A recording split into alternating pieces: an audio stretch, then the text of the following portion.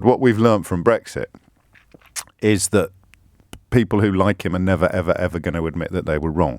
So even though 100 and God knows how many thousand people will be dead by the time we get back to normal, even though every single lockdown and loosening has been a pig's ear of procrastination and prevarication, even though by most available international comparators he has provided one of the worst pandemic responses on the entire planet, when we finally get back to normal, a significant swathe of the population will be giving it the old, good old Boris, he saw us through. And they just will. And it doesn't matter how frustrating or dishonest or daft that is, it's just a statement of political fact.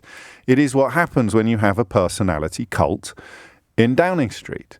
When we finally get back to normal, people will tug their forelocks, doff their caps, extract their little flags from wherever they've been inserted and start waving them furiously in tribute to the magnificent Prime Minister who has led us through this storm. I'll give you an example. I'll use the Brexit example. So the Nissan deal that was announced this week, right? God knows how much money we've given to Nissan. An enormous check. The sort of check you only used to see on the front of local newspapers when a local football team had raised money for a local charity, and they'd bring in a big cardboard check about 8 foot wide, and there'd be a photograph on the front of the Kidderminster shuttle of somebody shaking hands with one of the players. They'd given Nissan an enormous check. And do you know what? One of the owners of Nissan, you may have missed this, you may already know it. So here's a gap, right? Here is a mystery owner that owns, I think, I'm going to get this right, 15% of Renault, and Renault owns 46% of Nissan. So we've given them a ton of money, taxpayers' money, in order to persuade them to keep this plant open up north. And that mystery owner is, ladies and gentlemen, the French government.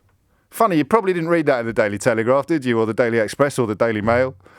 The French government. We're now giving money to the French government to keep a car plant open in the northeast so that they can pretend that Brexit is not the pig's ear that everybody honest knows that it is. So don't tell me that when we finally get out of this mess, people aren't going to turn around and go, good old Boris, yay!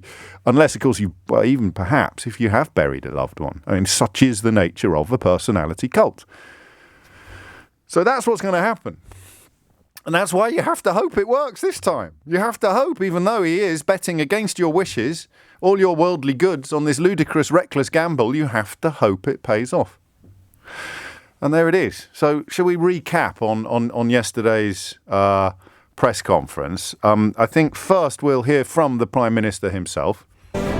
Some of you may die, but it's a sacrifice I am willing to make. I'm so sorry. I've no idea how that happened. That's not the Prime Minister at all. Utterly irrelevant to the conversation we're having and bears no resemblance whatsoever to the attitude currently being adopted by Boris Johnson. Here's the real clip.